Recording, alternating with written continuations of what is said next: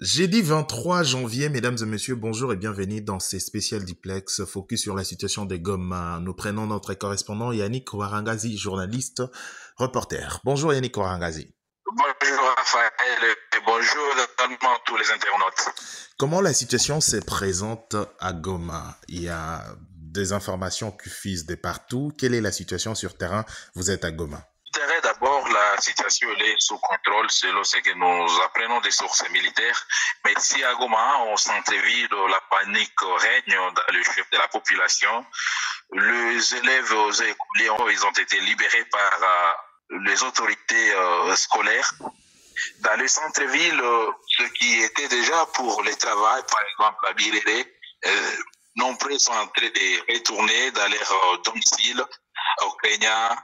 Ils n'ont probablement entré de l'ennemi, c'est ce qu'ils sont en train de raconter. D'autant plus que les affrontements se concentrent pour l'instant à pleine cité de Saké, dans le territoire de Massissi, c'est à quelques 27 km de la ville de Goma. Selon les informations que nous avons à Saké, l'ennemi n'a pas encore donc foulé Saké, mais il est aux alentours de Saké.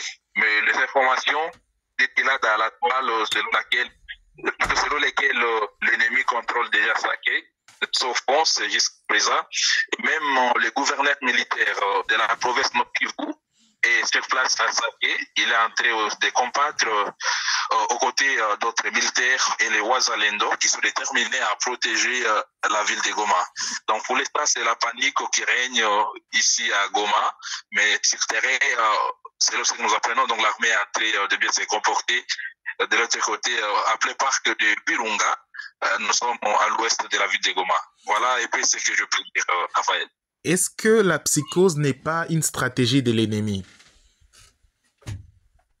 Comme toujours, c'est parmi les stratégies de l'ennemi. Et donc, la population a peur, elle a peur, vu ce qui s'est passé hier et avant-hier. La cité de Minova, dans les sites Kivu, et d'autres cités dans la province du Nord Kivu. Donc, c'est le cas de Bweremana. Et ce sont les cités qui, jusque-là, alimenter la ville de Goma à terme des denrées alimentaires. Et c'est aussi passé sous le contrôle de l'ennemi. Et c'est là où la psychose a commencé ici à Goma.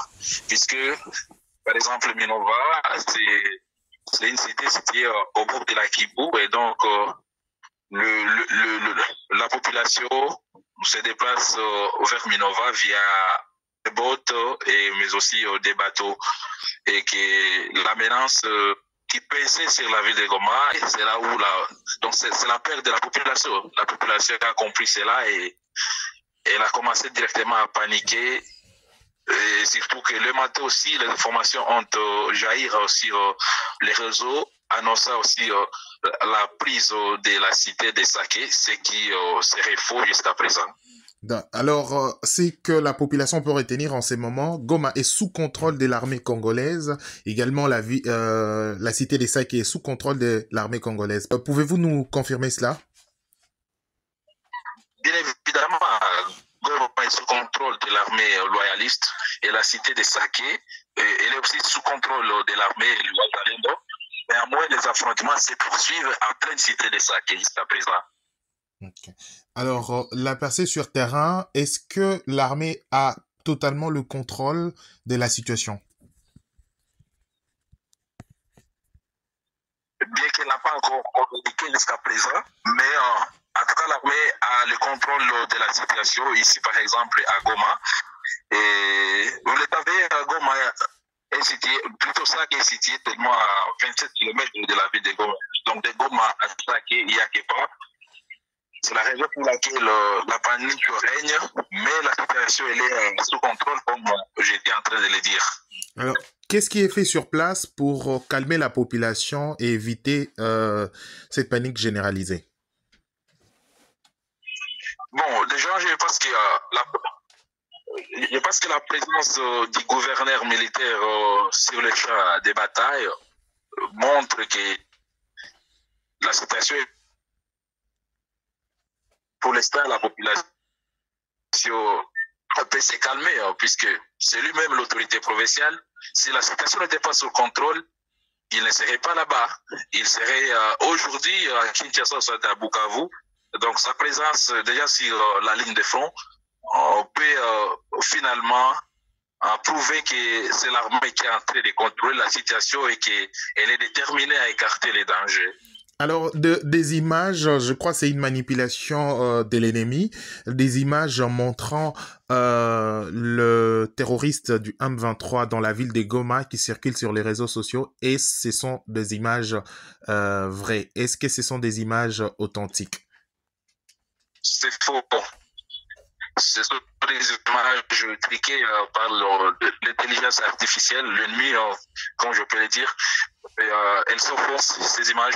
Je l'ai dit ici récemment, la ville est contrôlée par l'armée, et bien qu'il y a de la panique, mais la ville est contrôlée par l'armée.